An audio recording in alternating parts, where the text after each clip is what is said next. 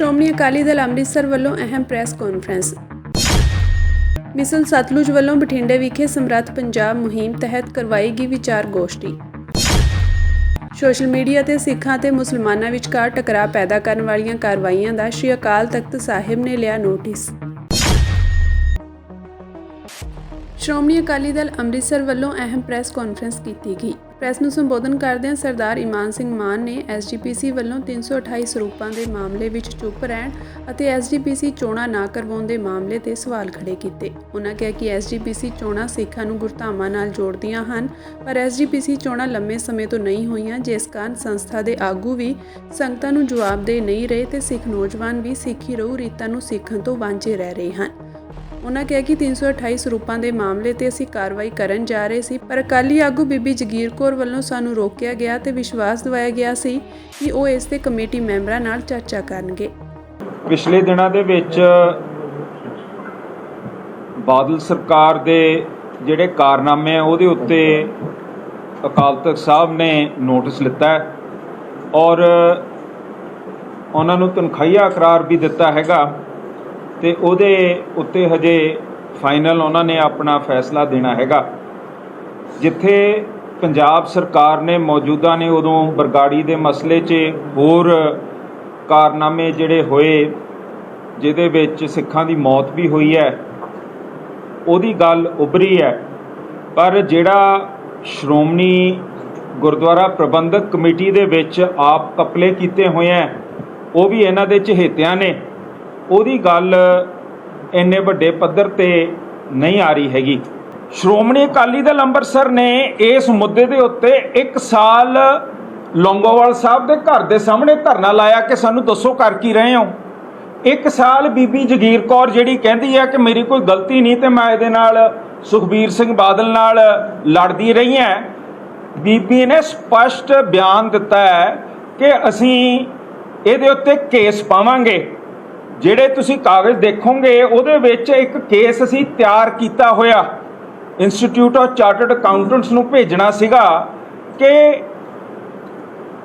ਇਹ chartered accountant ਨੇ ਗੁਰੂ ਘਰ ਨੂੰ ਧੋਖਾ ਦੇ ਕੇ ਪੈਸੇ ਲਿੱਤੇ ਹੋਏ ਹੈ, ਕੰਮ ਕਾਰਵਾਈ ਇਹਨੇ ਕੀਤੀ ਨਹੀਂ ਹੈ, ਇਹਦਾ ਵਾਪਸ ਲਿੱਤਾ ਜਾਏ ਚਾਰਟਰਡ ਅਕਾਊਂਟੈਂਟ ਦਾ ਜਿਹੜਾ ਇਹਨੂੰ ਖਿਤਾਬ ਦਿੱਤਾ ਹੈਗਾ।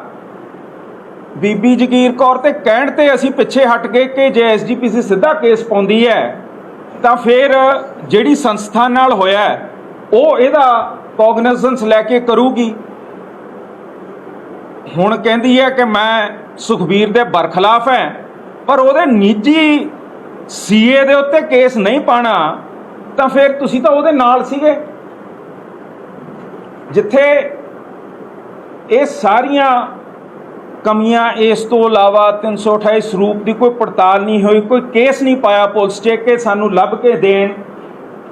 ਬਾਰ-ਬਾਰ ਅਸੀਂ ਸਿੱਖ ਜੁਡੀਸ਼ੀਅਲ ਕਮਿਸ਼ਨ 'ਚ ਜਾਈਦਾ, ਕੇਸ ਪਾਇਆ ਹੋਇਆ, ਉਹਦੇ ਵਿੱਚ ਅਸੀਂ ਬੇਨਤੀ ਕਰੀਦੀ ਹੈ ਕਿ ਇਹਨਾਂ ਦੇ ਮੈਲਫੀਸੀਐਂਸ ਤੇ ਨੈਗਲੀਜੈਂਸ ਦਾ ਤੁਸੀਂ ਵੇਰਵਾ ਲਓ। ਇਹਨਾਂ ਨੇ ਜਿਹੜੀਆਂ ਚੋਰੀਆਂ ਨੈਗਲੀਜੈਂਸ ਕੀਤੀਆਂ ਉਹਦਾ ਵੇਰਵਾ ਲਓ। ਇਹ ਤਾਂ ਪੁਲਿਸ ਕੇਸ ਬਣਦਾ ਹੈਗਾ ਤੇ ਐਸਜੀਪੀਸੀ ਪੁਲਿਸ ਦਾ ਕੇਸ ਕਿਉਂ ਨਹੀਂ ਪਾਉਂਦੀ ਕਿ ਸਾਡੇ ਉਰੇ ਚੋਰੀਆਂ ਹੋਈਆਂ, ਉਹ ਵੀ ਗੁਰੂ ਸਾਹਿਬ ਦੀਆਂ ਚੋਰੀਆਂ ਹੋਈਆਂ, ਫਿਰ ਉਹਦਾ ਕੇਸ ਪੁਲਿਸ ਦਾ ਕਿਉਂ ਨਹੀਂ ਬਣਦਾ ਹੈਗਾ। ਇਹ ਤਾਂ ਧਾਰਮਿਕ ਕੇਸ ਵੀ ਬਣਦੇ ਆ 295 ਦੇ, ਉਹ ਮੁਲਾਜ਼ਮਾਂ ਦੇ ਉੱਤੇ ਕਿਉਂ ਨਹੀਂ ਲਾਈਦਾ। ਸੋ ਮੇਰਾ ਮਤਲਬ ਹੈ ਦੋਨੋਂ ਮਿਲ ਚੁੱਕੇ ਹੈ, ਸਿਆਸਤਦਾਨ ਵੀ ਤੇ ਐਸਜੀਪੀਸੀ, ਇਹ ਸਾਰੀ ਇੱਕ ਹੋ ਗਈ ਹੈ।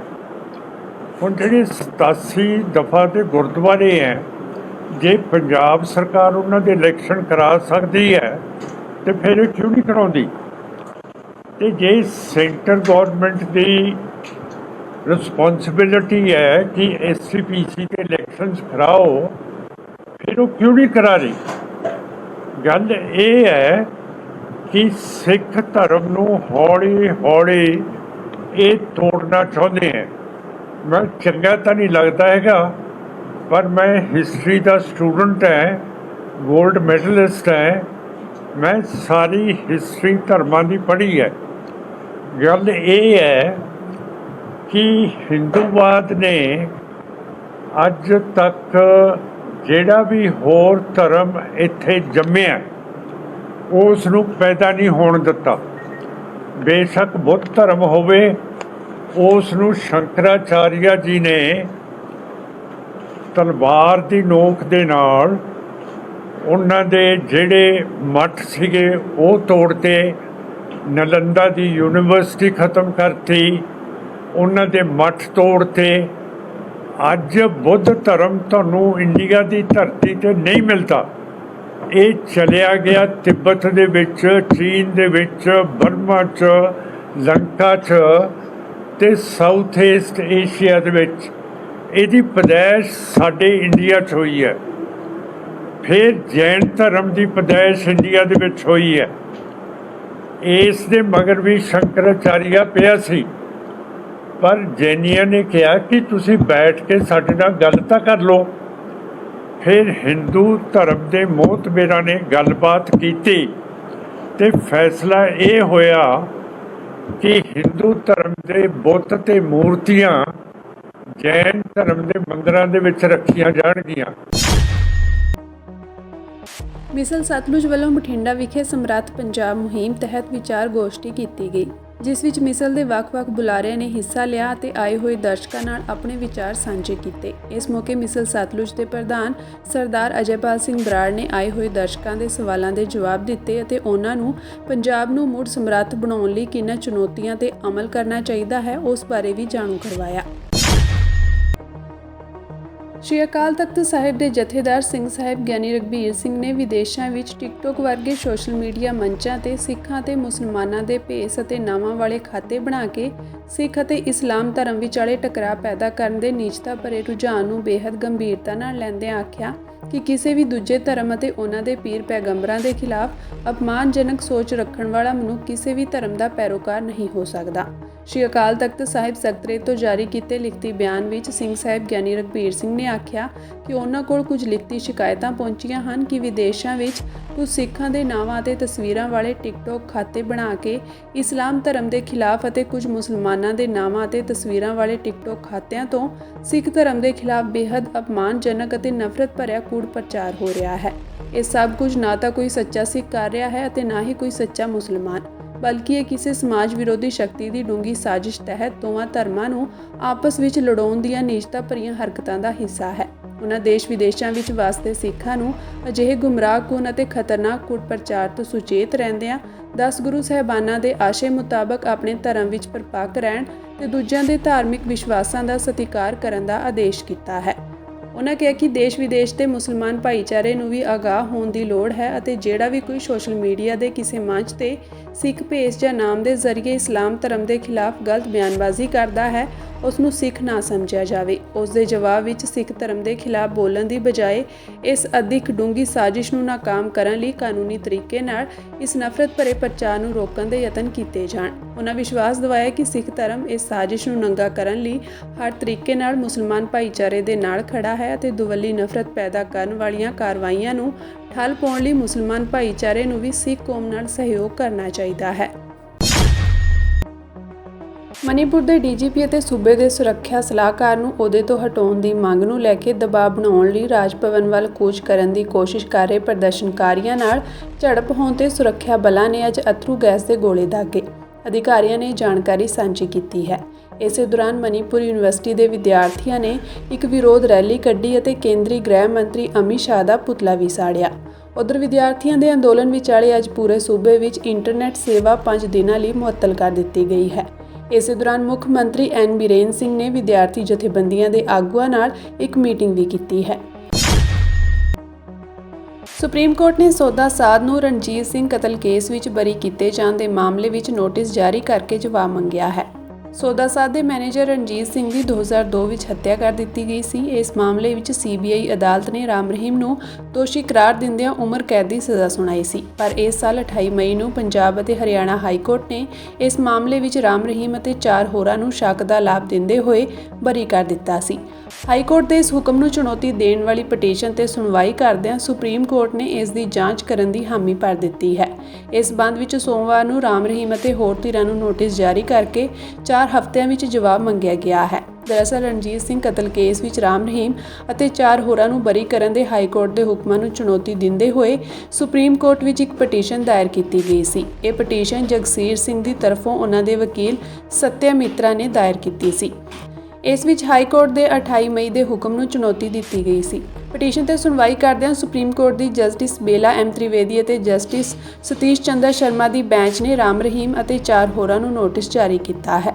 ਹਾਈ ਕੋਰਟ ਨੇ ਸੁਣਵਾਈ ਦੌਰਾਨ ਕਿਹਾ ਕਿ CBI ਜਿਸ ਨੇ ਨਵੰਬਰ 2023 ਵਿੱਚ ਜਾਂਚ ਕੀਤੀ ਸੀ, ਅਪਰਾਧ ਦੇ ਇਰਾਦੇ ਨੂੰ ਸਥਾਪਿਤ ਕਰਨ ਵਿੱਚ ਸਫਲ ਰਹੀ ਹੈ ਅਤੇ ਇਸ ਦੀ ਬਜਾਏ ਦੋਸ਼ੀ ਧਿਰਾਂ ਦਾ ਮਾਮਲਾ ਸ਼ੱਕ ਵਿੱਚ ਘਿਰਿਆ ਸੀ। ਸਿਰਸਾ ਡੇਰਾ ਮੁਖੀ ਰਾਮ ਰਹੀਮ ਜੋ ਆਪਣੀਆਂ 2 ਮਹਿਲਾ ਪੈਰੋਕਾਰਾਂ ਨਾਲ ਜਬਰ ਜਨਾਹ ਕਰਨ ਦੇ ਮਾਮਲੇ ਵਿੱਚ 20 ਸਾਲਾਂ ਦੀ ਸਜ਼ਾ ਕੱਟ ਰਿਹਾ ਹੈ। ਇਸ ਸਮੇਂ ਹਰਿਆਣਾ ਦੇ ਰੋਹਤਕ ਦੀ ਸੁਨਾਰੀਆ ਜੇਲ੍ਹ ਵਿੱਚ ਬੰਦ ਹੈ। 10 ਜੁਲਾਈ 2002 ਨੂੰ ਹਰਿਆਣਾ ਦੇ ਕੁਰੂਕਸ਼ੇਤਰ ਵਿੱਚ ਪਿੰਡ ਖਾਨਪੁਰ ਕੋਲਿਆਂ ਵਿੱਚ ਡੇਰਾ ਸਮਰਥਕ ਰਣਜੀਤ ਸਿੰਘ ਦੀ ਗੋਲੀ ਮਾਰ ਕੇ ਹੱਤਿਆ ਕਰ ਦਿੱਤੀ ਗਈ ਸੀ। ਇੱਕ ਗੁਮਨਾਮ ਪੱਤਰ ਸਾਹਮਣੇ ਆਉਣ ਤੋਂ ਬਾਅਦ ਉਸ ਦੀ ਸ਼ੱਕੀ ਭੂਮਿਕਾ ਲਈ ਕਥਿਤ ਤੌਰ ਤੇ ਉਸ ਦੀ ਹੱਤਿਆ ਕਰ ਦਿੱਤੀ ਗਈ ਸੀ, ਜਿਸ ਵਿੱਚ ਦੱਸਿਆ ਗਿਆ ਕਿ ਕਿਵੇਂ ਡੇਰਾ ਮੁਖੀ ਰਾਮ ਰਹੀਮ ਵੱਲੋਂ ਡੇਰਾ ਹੈੱਡਕੁਆਰਟਰ ਵਿੱਚ ਔਰਤ ਦਾ ਜਿਨਸੀ ਸ਼ੋਸ਼ਣ ਕੀਤਾ ਜਾ ਰਿਹਾ ਸੀ। ਬਰੀ ਕਰਨ ਦਾ ਫੈਸਲਾ ਰਾਮ ਰਹੀਮ ਅਤੇ 4 ਹੋਰਾਂ ਵੱਲੋਂ ਹਾਈ ਕੋਰਟ ਵਿੱਚ ਦਾਇਰ ਅਪੀਲ ਤੇ ਆਇਆ, ਜਿਸ ਨੂੰ ਅਕਤੂਬਰ 2021 ਵਿੱਚ ਪੰਚਕੂਲਾ ਹਰਿਆਣਾ ਦੀ ਵਿਸ਼ੇਸ਼ CBI ਅਦਾਲਤ ਨੇ ਦੋਸ਼ੀ ਠਹਿਰਾਇਆ ਸੀ। ਲੋਕ ਸਭਾ ਮੈਂਬਰ ਅਤੇ ਕਾਂਗਰਸੀ ਆਗੂ ਰਾਹੁਲ ਗਾਂਧੀ ਅਮਰੀਕਾ ਦੇ ਦੌਰੇ ਤੇ ਹਨ। ਇਸ ਮੌਕੇ ਉਹਨਾਂ ਵੱਲੋਂ ਇੱਕ ਸੰਬੋਧਨ ਦੌਰਾਨ ਭਾਜਪਾ ਉੱਤੇ ਨਿਸ਼ਾਨੇ ਸਾਧੇ ਗਏ। ਅਮਰੀਕਾ ਵਿੱਚ ਭਾਰਤੀ ਭਾਈਚਾਰੇ ਦੇ ਲੋਕਾਂ ਨਾਲ ਗੱਲਬਾਤ ਦੌਰਾਨ ਰਾਹੁਲ ਗਾਂਧੀ ਨੇ ਇੱਕ ਵਿਅਕਤੀ ਤੋਂ ਉਸ ਦਾ ਨਾਮ ਪੁੱਛਿਆ ਤੇ ਕਿਹਾ ਕਿ ਭਾਰਤ ਵਿੱਚ ਇਸ ਗੱਲ ਨੂੰ ਲੈ ਕੇ ਵਿਵਾਦ ਚੱਲ ਰਿਹਾ ਹੈ ਕਿ ਕਿਸੇ ਸਿੱਖ ਨੂੰ ਦਸਤਾਰ ਅਤੇ ਕੜਾ ਪਹਿਨਣ ਦੀ ਇਜਾਜ਼ਤ ਦਿੱਤੀ ਜਾਵੇਗੀ। ਕੀ ਕੋਈ ਸਿੱਖ ਗੁਰਦੁਆਰਾ ਸਾਹਿਬ ਵਿੱਚ ਜਾ ਸਕਦਾ ਹੈ? ਰਾਹੁਲ ਗਾਂਧੀ ਨੇ ਕਿਹਾ ਕਿ ਸਭ ਤੋਂ ਪਹਿਲਾਂ ਤੁਹਾਨੂੰ ਇਹ ਸਮਝਣਾ ਹੋਵੇਗਾ ਕਿ ਲੜਾਈ ਕਿਸ ਬਾਰੇ ਹੈ। ਲੜਾਈ ਰਾਜਨੀਤੀ ਦੀ ਨਹੀਂ ਹੈ। ਇਸ ਤਰ੍ਹਾਂ ਦੀ ਲੜਾਈ ਸਿਰਫ ਸਿੱਖਾਂ ਦੀ ਨਹੀਂ ਸਗੋਂ ਸਾਰੇ ਧਰਮਾਂ ਦੀ ਹੈ। ਮੈਂ ਦੇਖਦਾ ਹਾਂ ਕਿ ਤਾਮਿਲਨਾਡੂ, ਪੰਜਾਬ, ਹਰਿਆਣਾ, ਤੇਲੰਗਾਨਾ, ਕਰਨਾਟਕ, ਆਂਧਰਾ ਪ੍ਰਦੇਸ਼ ਅਤੇ ਕੇਰਲ ਵਰਗੇ ਕਈ ਥਾਵਾਂ ਤੋਂ ਲੋਕਾਂ ਦੀ ਭੀੜ ਹੈ। ਮੈਂ ਕੇਰਲ ਤੋਂ ਸੰਸਦ ਮੈਂਬਰ ਹਾਂ। ਕੇਰਲਾ ਅਤੇ ਪੰਜਾਬ ਸਧਾਰਨ ਸ਼ਬਦ ਹਨ, ਪਰ ਤੁਹਾਡਾ ਇਤਿਹਾਸ, ਤੁਹਾਡੀ ਭਾਸ਼ਾ ਅਤੇ ਤੁਹਾਡੀ ਪਰੰਪਰਾ ਇਹਨਾਂ ਸ਼ਬਦਾਂ ਵਿੱਚ ਹੈ। ਇਸ ਤੋਂ ਬਾਅਦ ਭਾਜਪਾ ਦੇ ਰਾਸ਼ਟਰੀ ਬੁਲਾਰੇ RP ਸਿੰਘ ਨੇ ਰਾਹੁਲ ਗਾਂਧੀ ਦੇ ਬਿਆਨ ਤੇ ਪਲਟਵਾਰ ਕਰਦੇ ਹੋਏ ਕਿਹਾ ਕਿ ਉਹ ਉਹਨਾਂ ਤੇ ਮਾਮਲਾ ਦਰਜ ਕਰਕੇ ਉਹਨਾਂ ਨੂੰ ਅਦਾਲਤ ਵਿੱਚ ਘਸੀਟਣਗੇ। RP ਸਿੰਘ ਨੇ ਕਿਹਾ ਕਿ ਦਿੱਲੀ ਵਿੱਚ 3000 ਸਿੱਖਾਂ ਦਾ ਕਤਲੇਆਮ ਕੀਤਾ ਗਿਆ, ਉਹਨਾਂ ਦੀਆਂ ਪੱਗਾਂ ਉਤਾਰੀਆਂ ਗਈਆਂ, ਉਹਨਾਂ ਦੇ ਕੇਸ ਕਤਲ ਕੀਤੇ ਗਏ, ਉਹਨਾਂ ਦੇ ਗਲਾਂ ਵਿੱਚ ਟਾਇਰ ਪਾ ਕੇ ਸਾੜ ਦਿੱਤਾ ਗਿਆ। ਰਾਹੁਲ ਗਾਂਧੀ ਇਸ ਗੱਲ ਦਾ ਜ਼ਿਕਰ ਨਹੀਂ ਕਰਦੇ ਕਿ ਇਹ ਸੱਤਾ ਵਿੱਚ ਹੁੰਦਿਆਂ ਹੋਇਆ ਸੀ।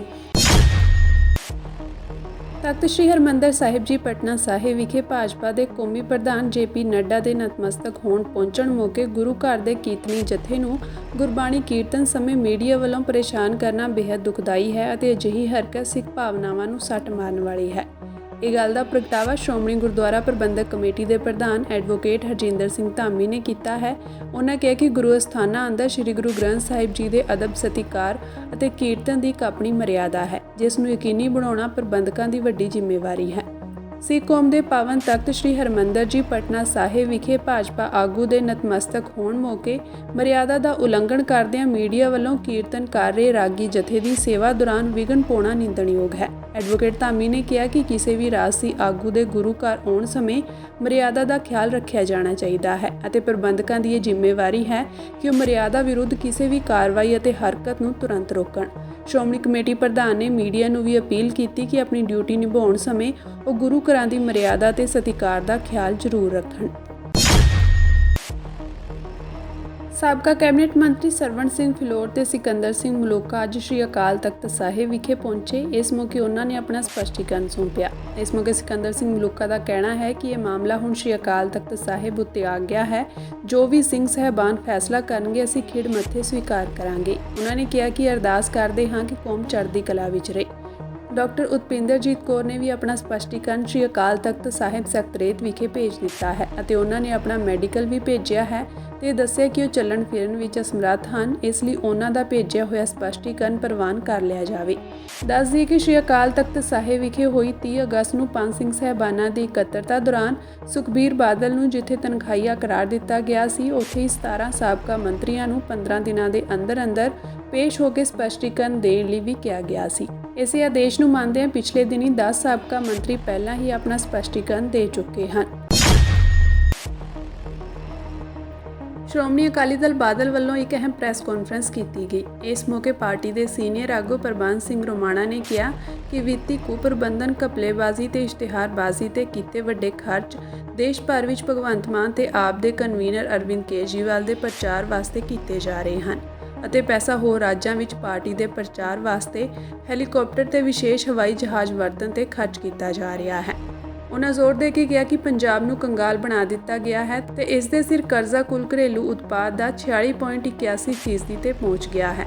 ਪ੍ਰੈਸ ਕਾਨਫਰੰਸ ਨੂੰ ਸੰਬੋਧਨ ਕਰਦਿਆਂ ਪ੍ਰਬੰਧ ਸਿੰਘ ਰੋਮਾਣਾ ਨੇ ਕਿਹਾ ਕਿ ਆਪ ਸਰਕਾਰ ਨੇ ਸਮਾਜ ਦੇ ਹਰ ਵਰਗ ਤੇ ਟੈਕਸ ਮੜ ਦਿੱਤੇ ਹਨ, ਭਾਵੇਂ ਉਹਨਾਂ ਵਿੱਚ ਪੈਟਰੋਲ ਅਤੇ ਡੀਜ਼ਲ ਤੇ ਵੈਟ ਵਿੱਚ 3 ਗੁਣਾ ਵਾਧਾ ਕਰਨਾ, ਬਿਜਲੀ ਸਬਸਿਡੀ ਖਤਮ ਕਰਨਾ, ਬਿਜਲੀ ਦਰਾਂ ਵਿੱਚ ਵਾਧਾ ਕਰਨਾ, ਕਲੈਕਟਰ ਫੀਸ ਵਿੱਚ ਵਾਧਾ ਕਰਨਾ, ਬੱਸ ਕਿਰਾਇਆਂ ਵਿੱਚ ਵਾਧਾ ਕਰਨਾ, ਮੋਟਰ ਵਹੀਕਲ ਟੈਕਸ ਵਿੱਚ ਵਾਧਾ ਕਰਨਾ, ਪੁਰਾਣੇ ਵਾਹਨਾਂ ਤੇ ਗ੍ਰੀਨ ਟੈਕਸ ਅਤੇ ਕਰਜ਼ਿਆਂ ਤੇ ਲਾਏ ਟੈਕਸ ਸ਼ਾਮਿਲ ਹਨ। ਪ੍ਰਬੰਧ ਸਿੰਘ ਰੋਮਾਣਾ ਨੇ ਕਿਹਾ ਕਿ ਇੰਨੇ ਟੈਕਸ ਲਾਉਣ ਦੇ ਬਾਵਜੂਦ ਅਤੇ ਸੁਵਿਧਾ ਕੇਂਦਰਾਂ ਵਿੱਚ ਸੇਵਾਵਾਂ ਦੇ ਖਰਚ ਵਿੱਚ ਵਾਧਾ ਕਰਨਾ ਤੇ ਡਰਾਈਵਿੰਗ ਲਾਇਸੈਂਸ ਤੇ ਅਸਲਾ ਫੀਸ ਵਿੱਚ ਵਾਧਾ ਕਰਨ ਦੇ ਬਾਵਜੂਦ ਸਰਕਾਰ ਕੋਲ ਪ੍ਰਾਪਤੀਆਂ ਦੇ ਨਾਂ ਤੇ ਵਿਖਾਉਣ ਵਾਸਤੇ ਕੱਖ ਨਹੀਂ ਹੈ। ਉਹਨਾਂ ਕਿਹਾ ਕਿ ਮੈਂ ਮੁੱਖ ਮੰਤਰੀ ਭਗਵੰਤ ਮਾਨ ਨੂੰ ਚੁਣੌਤੀ ਦਿੰਦਾ ਹਾਂ ਕਿ ਉਹ ਉਹਨਾਂ ਦੀ ਸਰਕਾਰ ਵੱਲੋਂ ਸ਼ੁਰੂ ਕੀਤਾ ਇੱਕ ਵੀ ਬੁਨਿਆਦੀ ਢਾਂਚੇ ਦਾ ਪ੍ਰੋਜੈਕਟ ਜਾਂ ਸਮਾਜ ਭਲਾਈ ਸਕੀਮ ਦਿਖਾ ਦੇਣ ਅਤੇ ਉਹਨਾਂ ਨੇ ਆਪ ਸਰਕਾਰ ਵੱਲੋਂ ਸਾਰੀਆਂ ਸਮਾਜ ਭਲਾਈ ਸਕੀਮਾਂ ਬੰਦ ਕਰਨ ਦੇ ਮਾਮਲੇ ਤੇ ਬਹਿਸ ਲਈ ਮੁੱਖ ਮੰਤਰੀ ਨੂੰ ਚੁਣੌਤੀ ਦਿੱਤੀ। ਉਨ੍ਹਾਂ ਕਿਹਾ ਕਿ ਮੈਂ ਇਸ ਮਾਮਲੇ ਦੇ ਨਾਲ-ਨਾਲ ਸੂਬੇ ਨੂੰ ਦਰਪੇਸ਼ ਗੰਭੀਰ ਵਿੱਤੀ ਸੰਕਟ ਦੇ ਮਾਮਲੇ ਤੇ ਮੁੱਖ ਮੰਤਰੀ ਦੀ ਪਸੰਦੀ ਥਾਂ ਤੇ ਬਹਿਸ ਵਾਸਤੇ ਤਿਆਰ ਹਾਂ। ਤੇ ਆਮ ਆਦਮੀ ਪਾਰਟੀ ਤੇ ਕੇਜਰੀਵਾਲ ਦੀ ਪ੍ਰਮੋਸ਼ਨ ਤੇ ਖਰਚ ਕੀਤਾ ਜਾ ਰਿਹਾ ਹਜ਼ਾਰਾਂ ਕਰੋੜ ਰੁਪਈਆ ਅੱਜ ਪੰਜਾਬ ਨੂੰ ਫਾਈਨੈਂਸ਼ੀਅਲ ਬੈਂਕਰਪਸੀ ਵੱਲ ਨੂੰ ਧੱਕ ਰਿਹਾ।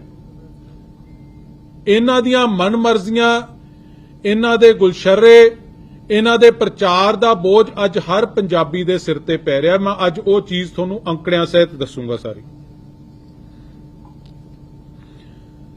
ਅੱਜ ਹਾਲਾਤ ਇਹ ਬਣ ਗਏ ਕਿ ਕਰਜ਼ਾ ਇੰਨੀ ਤੇਜ਼ੀ ਨਾਲ ਵੱਧਦਾ ਜਾ ਰਿਹਾ ਕਿ ਪੰਜਾਬ ਦਾ debt to GSDP ratio Hindustan ਦੇ ਵਿੱਚ ਸੈਕੰਡ ਨੰਬਰ ਤੇ ਆ ਗਿਆ। ਇੰਨੀ ਮਾੜੀ ਹਾਲਾਤ ਪੰਜਾਬ ਦੇ ਫਾਈਨੈਂਸਿਸ ਦੀ ਬਣ ਗਏ।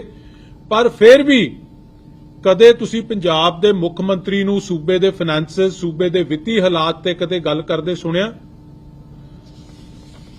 ਜਦੋਂ ਸਟੇਜ ਤੇ ਚੜ੍ਹਦਾ ਹੈ, ਮੇਰੇ 32 ਦੰਦ ਹੈ, ਮੇਰੇ 34 ਦੰਦ ਹੈ, ਮੈਂ ਫਲਾਣੇ ਨੂੰ ਅੰਦਰ ਕਰ ਦੂੰ, ਮੈਂ ਧਮਕੇ ਨੂੰ ਅੰਦਰ ਕਰ ਦੂੰ, ਮੈਂ ਇਹਨਾਂ ਦੀਆਂ ਬੱਸਾਂ ਬੰਦ ਕਰ ਦੂੰ, ਜਦੋਂ ਕਿਤੇ ਬਾਹਲੇ ਮਸਲੇ 'ਚ ਘਿਰ ਜਾਂਦਾ ਉਦੋਂ ਬਲਡੋਜ਼ਰ ਲੈ ਕੇ ਕਹਿੰਦਾ ਮੈਂ ਸੁਖ ਵਿਲਾਸ ਦੀ ਕੰਧ ਢਾ ਦੂੰ। 3 ਸਾਲ ਤਾਂ ਮੈਨੂੰ ਇਹ ਗੱਲਾਂ ਸੁਣਦੇ ਨੂੰ ਹੋ ਗਏ, ਪੰਜਾਬ ਦੇ ਲੋਕਾਂ ਨੂੰ ਇਹ ਗੱਲਾਂ ਸੁਣਦਿਆਂ ਹੋ ਗਏ।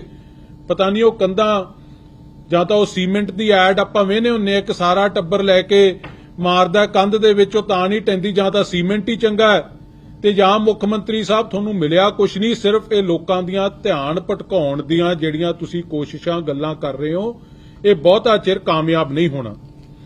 ਚੁਟਕਲਿਆਂ ਨਾਲ, ਮਸਕਰੀਆਂ ਨਾਲ, ਟਿੱਚਰਾਂ ਨਾਲ ਤੁਸੀਂ ਪੰਜਾਬ ਨੂੰ ਉਹੀ ਸਟੇਜ ਸਮਝ ਲਿਆ ਜਿਹਦੇ ਤੇ ਤੁਸੀਂ ਚੁਟਕਲੇ ਸੁਣਾ ਕੇ ਪੈਸੇ ਕਮਾਉਂਦੇ ਹੁੰਦੇ ਸੀ। ਤੁਸੀਂ ਸੋਚ ਰਹੇ ਹੋ ਇੱਥੇ ਚੁਟਕਲੇ ਸੁਣਾ ਕੇ ਤੁਸੀਂ ਰਾਜ ਕਰ ਲਓਗੇ। ਇੰਨਾ ਧਿਆਨ ਰੱਖ ਲਓ ਕਿ ਇਹ ਸਟੇਟ ਹੈ, ਸਟੇਜ ਨਹੀਂ। ਸਟੇਟ ਤੇ ਸਟੇਜ ਦੇ ਵਿੱਚ ਜ਼ਮੀਨ ਅਸਮਾਨ ਦਾ ਅੰਤਰ ਹੈ।